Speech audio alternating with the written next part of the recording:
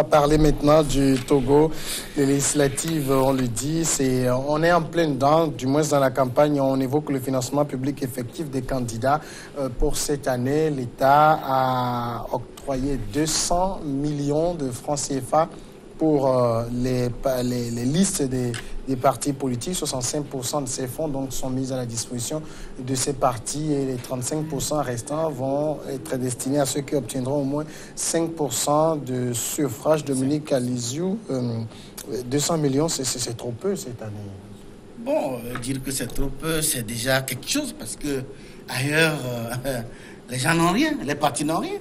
Par rapport à 2013, oui, c'est un peu. Oui, c'est par rapport. Vous savez, et puis il faut aussi retenir que le processus est entièrement financé par l'État togolais. Oui. Et sans oublier qu'il y avait un recensement aussi qui a un coût. Et surtout les 3 jours ajoutés également un autre coût. 900 millions. 900 millions aussi, s'il n'y avait pas. Peut-être ces 3 jours, peut-être on aurait pu ajouter. Bon, c'est ce que je vois. Mais c'est déjà quand même, ça prouve la bonne volonté du gouvernement d'accompagner les partis politiques. Je vous dis qu'actuellement, par exemple, vous prenez le cas de la RD Congo, et les partis n'ont rien, chacun se débrouille. Aucun franc. Mais ici, tout est là.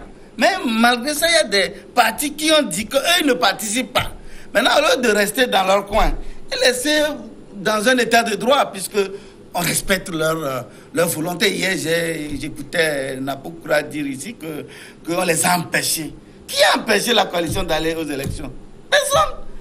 Tout ce qu'ils demandaient, on leur a offert. Prenez gratuitement, allez aux élections. Ils disent non, ils ne vont pas. Mais c'est leur choix qu'ils assument. Mais qu'ils laissent les autres Togolais qui veulent aller vers le peuple, prendre le pouvoir auprès du peuple. C'est ça, en fait, la quintessence d'une élection législative. Aller prendre le pouvoir auprès du peuple et s'affirmer, parler au nom de ce peuple. Voilà. Mais des gens disent que non, ils n'ont rien à foutre. Que plutôt, ils préfèrent ceux qui marchent.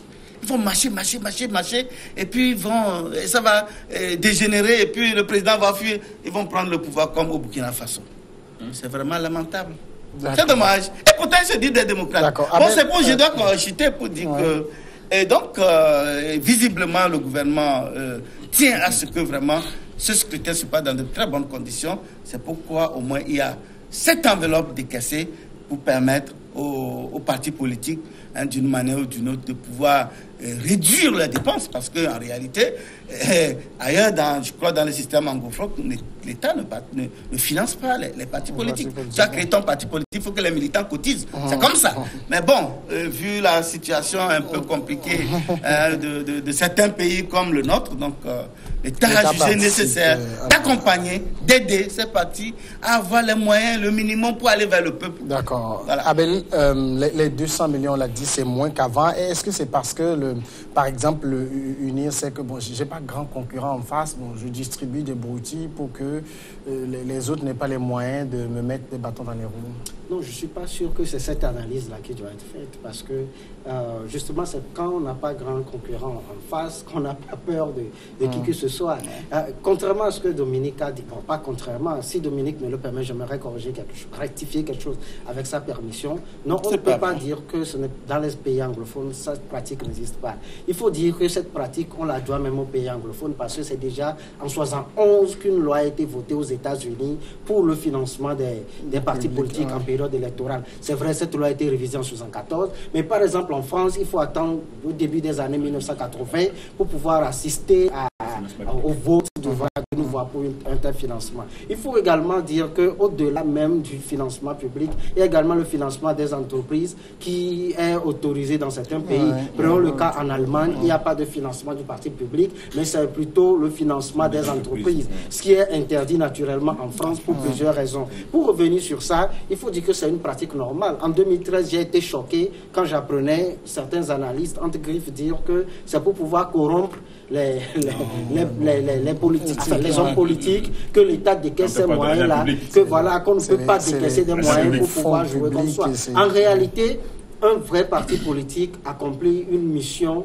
public ou une mission de service public. Parce que, en principe, dans les devoirs d'un parti politique, il y a la formation civique et citoyenne. Et ça devait se faire. Et également, en période électorale, il y a cette formation-là qui se fait aussi, même si elle n'est pas, entre griffes, normale comme en période non électorale. Parce que ce qui prévaut beaucoup plus en période électorale, c'est cette opération de charme-là qui existe et qui fait que les partis recherchent beaucoup plus le suffrage des électeurs que de les former, de les sensibiliser à des pratiques dans nos pays comme la non-violence et consorts. Et donc, du fait que ces partis-là accomplissent une mission de service public, accomplissent une mission publique, et il est naturel ou il ne devrait pas être choquant que ces partis soient financés en période électorale. On le fait beaucoup plus pour pouvoir éviter les financements obscurs. Parce que des gens téléguident, on pense parfois que les plus forts, ce sont les hommes politiques qui sont à la tête de leur parti ou à la tête de l'État parfois. Mais il y a des gens dans l'ombre qui ont une bourse assez forte, une bourse assez lourde et qui éjettent suffisamment de l'argent dans la politique, qui malheureusement finissent par contrôler ces hommes politiques-là. Et donc c'est dans l'optique d'éviter ce genre de choses que l'État met de l'argent. Maintenant, la question de savoir si les 200 000 ou pas sont suffisants, ça c'est une autre question. Mais je m'en vais terminer pour dire que dans le contexte togolais, ce que je déplore le plus, c'est l'absence d'un mandataire qui puisse gérer ces fonds-là. Parce que les gens, surtout pour les élections présidentielles, les gens prennent cet argent-là et sous prétexte qu'ils font des campagnes porte à porte, ils encaissent la majorité de ces fonds et ils ouvrent de petites entreprises quelque part, ou si ça suffit de moyennes entreprises quelque part. Voilà. C'est une loi ou c'est une pratique importée. Quand on veut importer, il ne faudrait pas qu'on importe en partie. Il faut qu'on importe le tout. Il y a des mandataires financiers qui sont en réalité commis pour pouvoir enregistrer les entrées et les sorties de ces fonds, parce que ce sont des fonds qui n'appartiennent pas à, excusez-moi, à UNIR ou à un autre parti politique. Ce sont des fonds qui appartiennent aux citoyens. Les gens qui font la politique comme les gens qui ne font pas la politique, il va falloir qu'à la fin, on rende des comptes au peuple à qui appartient cette deniers publics-là. Je rappelle, peut-être pour cette anecdote, en Côte d'Ivoire, lors de la dernière présidentielle, il y avait même ce financement, c'était 100 millions par parti. Le président d'un parti qui se nomme leader a pris les fonds et puis il s'est désisté de la course et il a refusé de rendre les fonds. Je voudrais juste commencer par là où Abel a chuté tout à l'heure. C'est justement quel usage les gens font de ces fonds. C'est justement ça, parce que les gens peuvent se permettre. Mais cette année, moi, selon les infos que j'ai eues, beaucoup de partis se sont plaints parce que l'enveloppe, ça ne représente rien. Déjà, la caution qu'ils ont versée, c'est élevé. Et ce qui est arrivé après, bon, peut-être qu'il restait 2-3 millions. Ça ne suffit pas pour une campagne. On peut se poser la question de savoir si la C14 participait à ces élections, est-ce que l'enveloppe allait rester telle C'est une question, parce que là, il y a des partis qui sont représentatifs de l'OME jusqu'à 5 qui vont positionner des candidats jusqu'à là. Je crois qu'il y a aussi cet aspect de la chose qu'il faut tenir en compte. Mais il disait tout à l'heure, je crois que c'est une bonne... Il va falloir quand même que la loi de financement publics des partis politiques soit vraiment... qu'il y ait des garde-fous, pour que les gens ne s'en servent pas pour s'enrichir. Parce que quand vous prenez 72 millions avec une caution de 20 millions, il reste combien? Il reste 52 millions. On peut pour une campagne, c'est rien. Quelle campagne? Voilà, c'est ça, il s'agit où les gens vont de porte à porte et faire de trucs, et puis on filme avec des images qu'on nous présente. Avec un regard de 52 millions, tu prends 10 millions. Tu prends 10 millions. Quelques petits déplacements et le reste. Et tout à l'heure, dans les coulisses, Dominique connaît quelqu'un qui n'avait pas de 20 millions pour la caution, donc il s'est endetté pour avoir les 20 millions, en fait, de pouvoir déduire, payer même de l'intérêt aux gens, donc, peut-être dans les coulisses. Mais je crois que c'est ça, c'est ce qui se fait. Les coulisses ne doivent pas se dire. C'est ce qui se fait. Donc il y a quand même qu'un suivi. C'est la Cour des comptes qui doit... Justement, qui doit justement s'en préoccuper.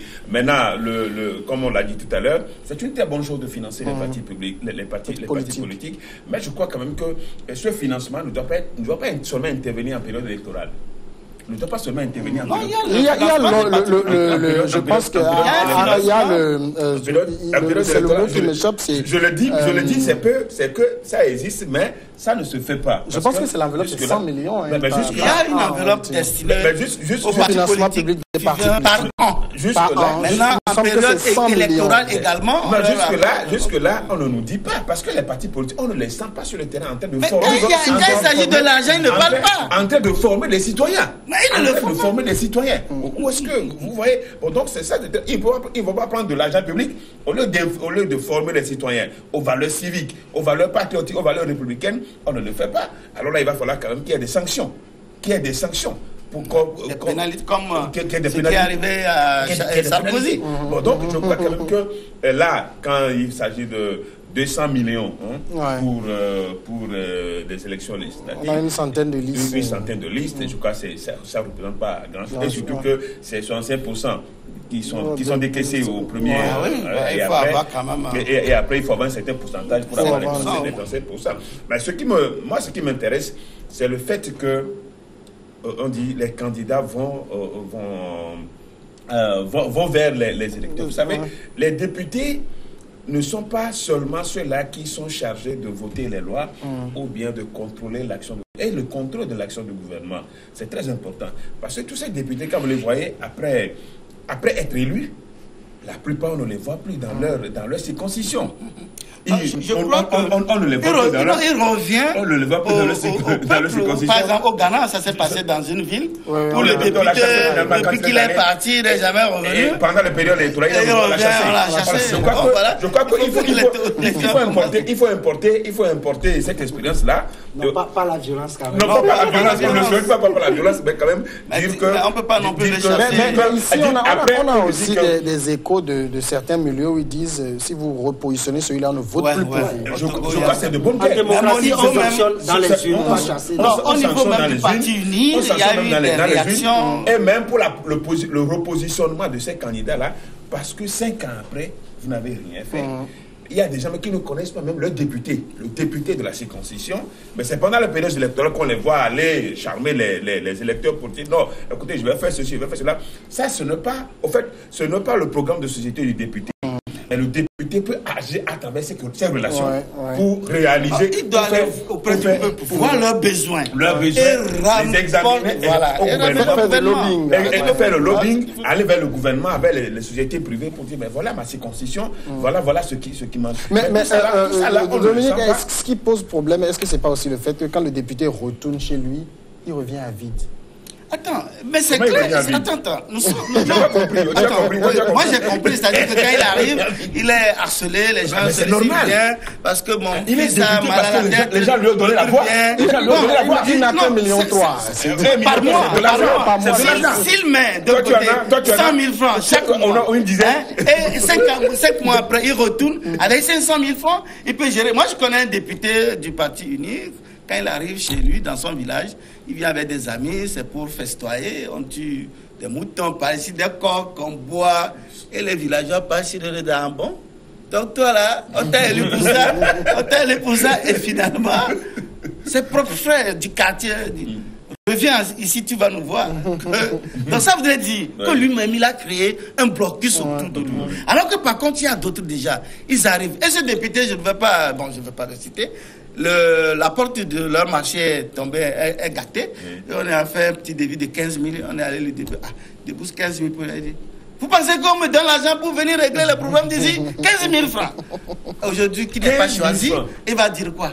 Il va dire que les gens sont mauvais. Non, c'est lui-même qui a choisi de s'enfermer et de mépriser ceux qui l'ont élu pour des petits besoins de rien du tout. D'ailleurs, moi je dis, parfois même, les gens ne sont pas députés avant d'être un peu ouverts envers les députés ont des fonds pour se déplacer dans leur localité. Ah ben naturellement, bien sûr, de carburant, tout. Ils ont des carburants, ils ont tout. C'est pourquoi, je crois, quand ils font 3 mois de session, ils ont encore, je crois, ils ont 3 mois de vacances.